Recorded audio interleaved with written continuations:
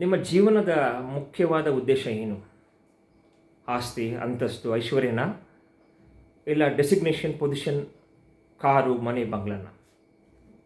ಸೋದರ ಸೋದರಿಯರೇ, ನಿಮ್ಗೆ ನಿಜವಾದ ಜೀವನದ ಅರ್ಥ, ಉದ್ದೇಶ ಯಾವುದಕ್ಕಾಗಿ ನಾವು ಬಂದಿದ್ದೀವಿ ಅಂದರೆ ಈ ಲೋಕಕ್ಕೆ ಡಿಸೈಪಲ್ ಆಗಬೇಕು.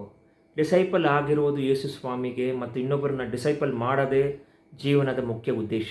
ಹೇಗೆ ಅಂತ ಕೇಳ್ತೀರಾ?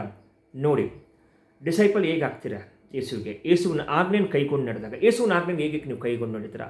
ಆತನ ವಾಕ್ಯ ಹೇಳಿರುವಂಥ ವಾಕ್ಯ 4 ಪುಸ್ತಕದಲ್ಲಿ ಮ್ಯಾಥ್ಯೂ, ಮಾರ್ಕ್, ಲೂಕ್, ಜಾನ್ ಓದಿದಾಗ ಅವ್ರ ಆಜ್ಞೆಗಳನ್ನು ಕೈಗೊಂಡು ನಡೆದಾಗ ನೀವು ಅವ್ರ ಡಿಸೈಪಲ್ ಆಗ್ತೀವಿ. ಮನುಷ್ಯನಿಂದ ಹೋಗೋದು ಸುಲಭ, ಕಠಿಣವಾದ ಮಾರ್ಗದಿಂದ ಹೋಗೋದು ಕಷ್ಟ. ಯೇಸುವಿಗೆ ಡಿಸೈಪಲ್ ಆಗಿ ನಿಮ್ಮನ್ನೇ ನೀವು ನಿರಾಕರಣೆ ಮಾಡಿ ಯೇಸುವಿನ ಆಜ್ಞೆನ ಕೈಗೊಂಡು ನಡೆದಾಗ ಡಿಸೈಪಲ್ ಆಗ್ತೀರಾ. ನಿಮ್ಮ ಜೀವನಕ್ಕೆ ರಕ್ಷಣೆ ಸಿಗುತ್ತೆ. ಎಲ್ಲ ಸಂಪಾದನೆ, ಐಶ್ವರ್ಯ, ಹೆಸರು ಇಟ್ಕೊಂಡು ನಿಮ್ಮ ಆತ್ಮ ನರಕಕ್ಕೆ ಹೋದರೆ ಅದು ಸಕ್ಸಸ್ ಆಗಲ್ಲ. ದ ರಿಯಲ್ ಸಕ್ಸಸ್ ಪರಲೋಕದಲ್ಲಿ ನೀವು ಯೇಸುವಿನ ಜೊತೆ ಇದ್ಕೊಂಡು ನಿಮ್ಮ ರಕ್ಷಣೆ, ನಿಮ್ಮ ಮನೆಯವ್ರನ್ನ, ನಿಮಗೆ ಗೊತ್ತಾಗಿರೋರನ್ನ ಎಲ್ಲರೂ ರಕ್ಷಣೆಯಲ್ಲಿ ಕಾಣೋದೇ ನಿಜವಾದ ಸಕ್ಸಸ್. ಅದು ನಿಮ್ಮ ಕೈಯಲ್ಲಿದೆ.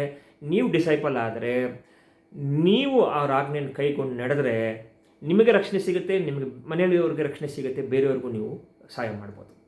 ಅದೇ ಇಲ್ಲ ಅಂದರೆ ಸಕ್ಸಸ್ಗೆ ಅರ್ಥನೇ ಇಲ್ಲ. ದೇವರ ಹೇಳ್ತಾರೆ, ಲೋಕವನ್ನೆಲ್ಲ ಸಂಪಾದಿಸಿ ನಿಮ್ಮ ಆತ್ಮನ ಕಳ್ಕೊಂಡ್ರೆ ಏನು ನಷ್ಟ. ಸೊ ನಿಮ್ಮ ಆತ್ಮನ ಉಳಿಸ್ಕೊಳೋದು ಯೇಸುವಿನ ಡಿಸೈಪಲ್ ಆಗೋದು ಮಾತ್ರ. ಸೊ ಸಮಯ ನಿಮ್ಮ ಕೈಲಿದೆ, ನಿರ್ಧಾರ ನಿಮ್ಮ ಕೈಲಿದೆ. ಡಿಸೈಪಲ್ ಆಗ್ತಿರೋ ಆಗಲ್ವೋ, ಡಿಸೈಪಲ್ ಮಾಡ್ತಿರೋ ಮಾಡಲ್ವೋ, ಅದರ ನಿರ್ಧಾರಗಳಿಗೆ ಏನು ನೀವು ಕೈಗೊಳ್ತಿರೋ ಅದಕ್ಕೆ ಕಾನ್ಸಿಕ್ವೆನ್ಸ್ ನೀವೇ ಫೇಸ್ ಮಾಡಬೇಕು.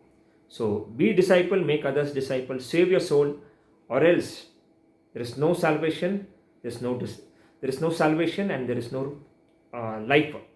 Either you succeed here to be disciple or there cannot be any succeed. Let Jesus' name be glorified. Amen.